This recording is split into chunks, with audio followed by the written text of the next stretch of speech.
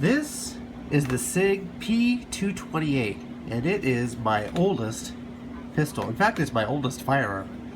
I have held on to this through many years. I bought it brand new.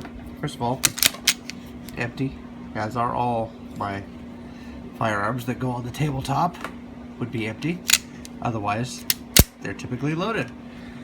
I bought this Sig brand new, and oh gosh, you know what, I could probably tell you, because I believe I have the bill of sale right here. It was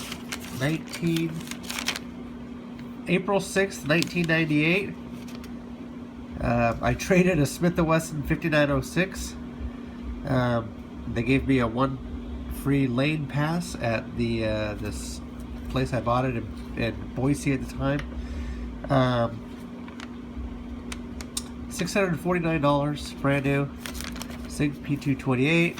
Here's a, you can actually almost make out the receipt. It's pretty well faded.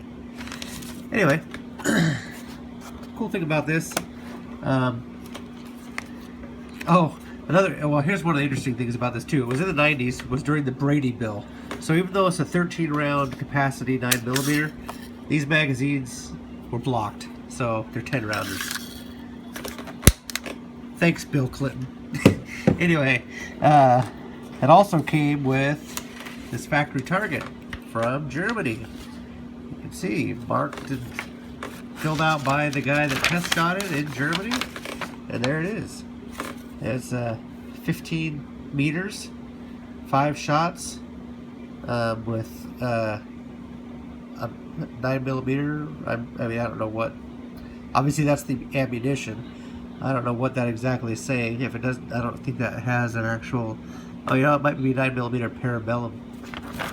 Either way, just some of the cool stuff that comes with or came with this pistol when I bought it, and I've kept all these years. I have since added a couple of these Metgar Sig P228 magazines, and they are 15 rounders, which is really cool because the factory ones that were, you know, not banned were 13. So it's actually turned into a 15 round 9mm. So let's talk about the pistol.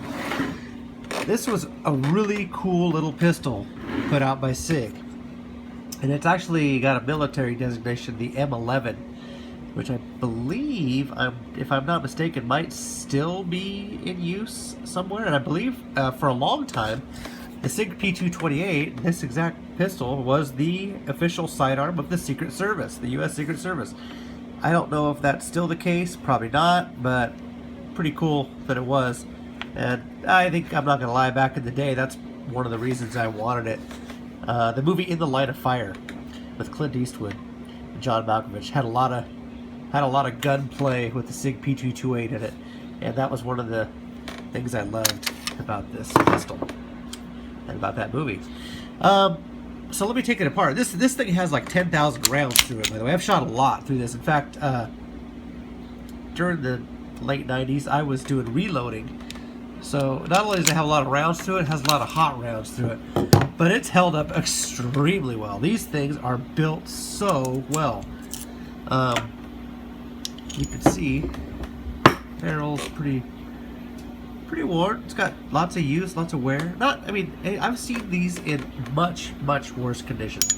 And interesting thing about the wear pattern on these and the way that they wear is there's no other pistol I've ever had that locks up as tight as this, even after 10,000 rounds. There's just flat, no movement there. It's a tight pistol. Great tolerances, very well manufactured. Oops. Put this back together. It goes together in typical standard SIG fashion, with the takedown notch, and then that's it. It's a double single action, so it's got a hammer. It does not have a full. It actually automatically goes to the half cock position. It doesn't actually have. The hammer won't stay forward. it actually comes back on its own, which is kind of a cool safety feature. This is German made. You can see right on here it says made in Germany. It does have the German proof marks on the, I believe the slide, the frame, and the barrel all have the German proof marks on it. Yeah, there's one right there. I believe there's one on the barrel as well. Great little pistol. I carried this. I used to just pack this around in a holster everywhere I'd go. This was my daily carry for a long time. I mean, like I said, I shot a lot of reloads through it. I killed a lot of critters with it out in the desert, shooting with my buddies, and it's just a fun gun. You know what? I'll tell you what. To this day, I've never had a single problem with this gun. It has never even malfunctioned. I don't think I've ever even had a single bad round through it to where it's caused a stoppage in over 10,000 rounds. Real quick, while we have it on the table, let's do a trigger pull just to see where it breaks at. I'd be curious to know myself. I'm gonna guess right about 4 pounds, but I don't know for sure. Here we go. I don't think I've ever tested this one. I might have at one point. What's that? Is that 4 pounds? Yep, that's 4 pounds. Let's try it again. 4 pounds was the first one. I think that's probably about right. Let's see. Go like this.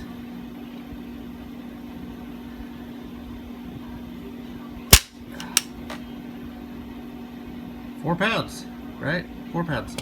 So yeah, it breaks at a crisp, and it's crisp. Here, let me show you the pull.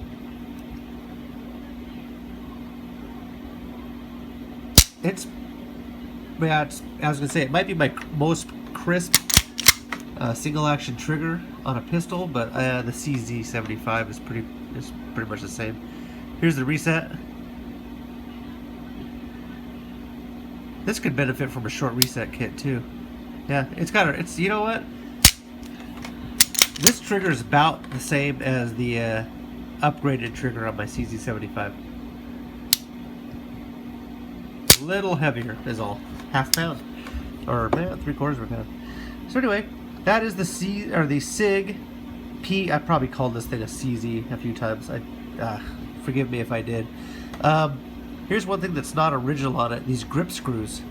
I actually stripped out the original grip screws because I had a set of Hogue wraparounds on this, which had the finger things in the front and everything. And I got tired of that. I eventually wanted to go back to the original P228 grips. And I'm kind of glad I did, because by keeping these grips off this gun for a long time while I was carrying it holstered, these stayed in the case and are in pristine condition. And you know, that's kind of a cool thing about this gun. They're hard to come by these days. Well, they're not so hard to come by. There's a lot of them made, but they're hard to come by in really good condition. And these original ones, these original German ones, are a little more sought after, and it's just a cool gun. Really glad to have it in my collection. Glad I've held on to it all these years. Still a joy to shoot, and I'll probably still pack it around every once in a while. I've got a few different holsters for it, so every once in a while I'll strap it on and carry it. It's a great little gun.